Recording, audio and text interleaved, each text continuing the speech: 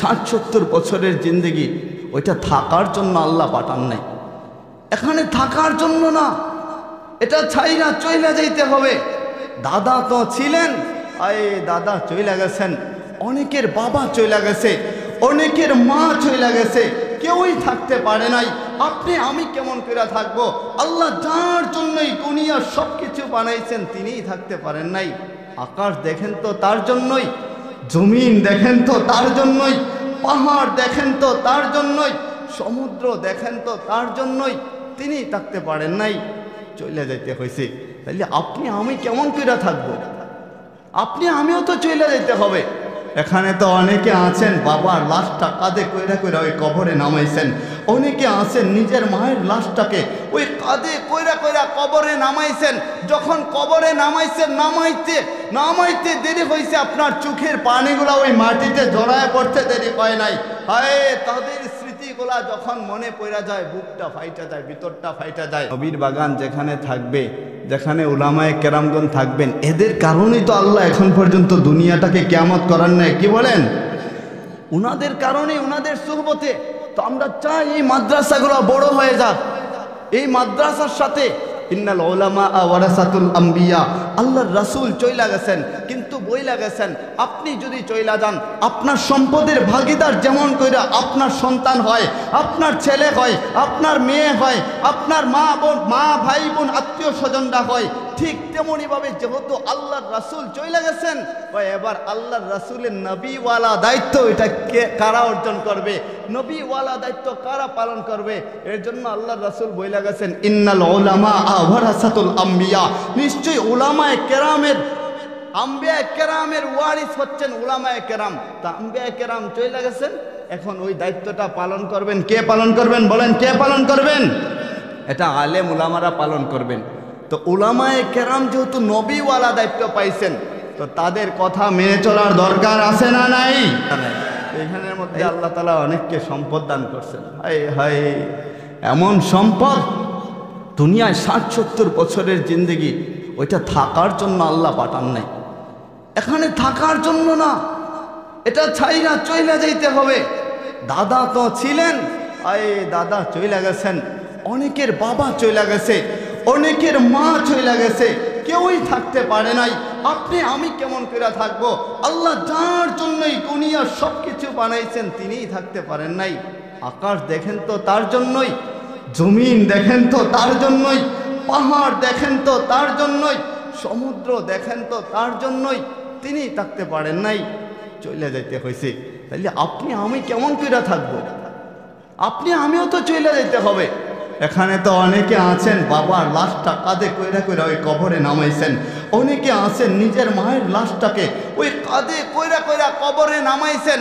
যখন কবরে নামাইছেন, নামাইতে দেরি হয়েছে, আপনার চোখের পানিগুলা ওই মাটিতে জড়ায় পড়তে দেরি হয় নাই। হায়, তাদের স্মৃতিগুলা যখন মনে পড়া যায়, বুকটা ফাইটা যায়, ভিতরটা ফাইটা যায়। কেন আমিন বললাম? যে এই আয়াত তেলাওয়াতকৃত এখানে আল্লাহ কি কি বলেছেন এগুলা নিয়ে কথা হবে, আমল হবে। তো আমি আজকে বিষয় নিয়েছি আপনাদের মাঝে ওই কিয়ামত সম্পর্কে একটু ধারণা দিব। আমার চাইতে ভালো জানেন আমি জানি, কিন্তু আমি চাই ওই কিয়ামত যেহেতু অতি নিকটবর্তী, আল্লাহর রাসূল সাল্লাল্লাহু আলাইহি ওয়াসাল্লাম বলেছেন আল কিয়ামাতু গাদান, হ্যাঁ আল্লাহ বলেছেন আল কিয়ামাতু গাদান, কিয়ামতটা হয়তো আগামী কালকে, লাআল্লা গাদান, হয়তো আগামী কালকেই হয়ে যাবে। আল্লাহর হিসাব অনুযায়ী, নবীজির হিসাব অনুযায়ী যদি কিয়ামতটা আগামী কালকে হয়ে যায়, তাইলে বলেন দুনিয়ায় কতদিন আমরা বাইচা থাকি? হায়, আমাদের আগে কত হাজার বছর চইলা গেছে, শত বছর চইলা গেছে। ওই হাসরের ময়দানটা না জানি কত ভয়াবহ হবে, কত লম্বা হবে। হায়, সকলে এক বাক্যে মালিকের দরবারে বলি, মালিক যেদিন তুমি দুনিয়া ছাইরা কবরের বাসিন্দা করবা, হাসরের ময়দানে যেদিন আমাকে দাঁড় করাইবা, সেদিন তাদের অন্তর্ভুক্ত কইরো না যাদেরকে তুমি ধ্বংস করছো। সালেহিনদের সাথে তাদের অন্তর্ভুক্ত কইরো, নবীদের সাথে তাদের অন্তর্ভুক্ত কইরো, শহীদদের সাথে তাদের অন্তর্ভুক্ত কইরো। আমরা চাই কি চাই না? সকলে বলি চাই কি চাই না? তো আলহামদুলিল্লাহ ওই হাসরের ময়দান সম্পর্কে আল্লাহ বলছেন আল কিয়ামাতু গাদান, আল কিয়ামাতু লাআল্লা গাদান। ওই কিয়ামতটা হয়তোবা আগামী কালকে হয়ে যাবে। তাহলে আমার তো মনে হয় হাসরের ময়দানটা কত লম্বা হবে, কত ভয়াবহ হবে। হায় দুনিয়ায় 60-70 বছরের জিন্দেগি আপনি আমি হেলায় শেষ করে দিলে, তাইলে তখন উঠবে পশ্চিম দিকে, পশ্চিম দিকে সূর্য উঠবে। আয় হায় যখন সূর্যটা উঠবে মানুষজন দৌড়াদৌড়ি শুরু করবে, কারণ পৃথিবী তখন আরও উন্নত থাকবে, খ্রিস্টানরা তখন আরও উন্নত হয়ে যাবে, জ্ঞান আরও বাড়বে, তাদের প্রসার হবে, বৌদ্ধরা উন্নত হয়ে যাবে, প্রত্যেকে জ্ঞানী হয়ে যাবে, প্রত্যেকে জানবে সত্য ইসলাম, ইসলাম ছাড়া কোনো সত্য ধর্ম নাই, প্রত্যেকেরই জানা থাকবে। কিন্তু ওদের ক্ষমতা চলে যাবে, রাজত্ব চলে যাবে। যেমন করে আবু জেহেল সে জানতো ধর্ম ইসলাম সত্য, ওমর রাদিয়াল্লাহু তাআলা আনহু জানতেন না, না যাই না বিরোধিতা করছেন। আল্লাহর রাসূল দোয়া করছেন আল্লাহুম্মা আইয়িদিল ইসলামা উমরাইন, ও রব্বে কারীম তুই ওমর থেকে একজনকে মুসলমান বানায় দেন।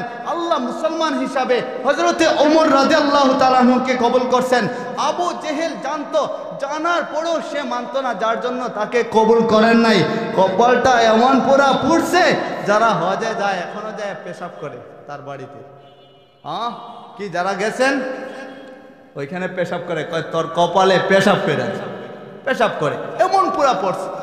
আবু জেহেলের বাড়ি আল্লাহর রাসূলের সামনেই তো ছিল, তারপরও কপালটা পোড়া হয়ে গেছে। তো আপনারা এই আবু হুরায়রা রাদিয়াল্লাহু তাআলা আনহু আশরাফিয়া মাদ্রাসার আশপাশের হওয়ার পরেও যদি, তখন ওরা কি করবে? মসজিদে যাবে, দৌড়াদৌড়ি করবে, মসজিদে কোরআন শরীফ যখন পাবে কোরআন শরীফ খুলবে। হায় খুলবে ঠিকই, কোনো লেখা থাকবে না, কালো অক্ষরের লেখা থাকবে না, আল্লাহর কোরআন, পবিত্র কোরআন, লা ইয়ামাসসুহু ইল্লাল মুতাহহারুন, পবিত্র ব্যক্তি ছাড়া ওইটাকে কেউ স্পর্শ করতে পারবে না। ওরা তো কাফের, এমনিতেও পবিত্র, তাছাড়া কপালে হেদায়েত নাই। অবস্থাটা হবে যখন খুলবে যায় দেখবে এখন লেখা নাই, শুধু সাদা কাগজ।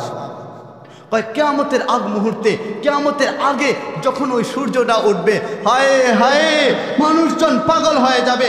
ইযা সুলসিলাতিল আরদু জিলজালাহা ওয়া আখরাজাতিল আরদু আসকালাহা, জমিন তার আপন বোঝাগুলা ছাইরা দেবে।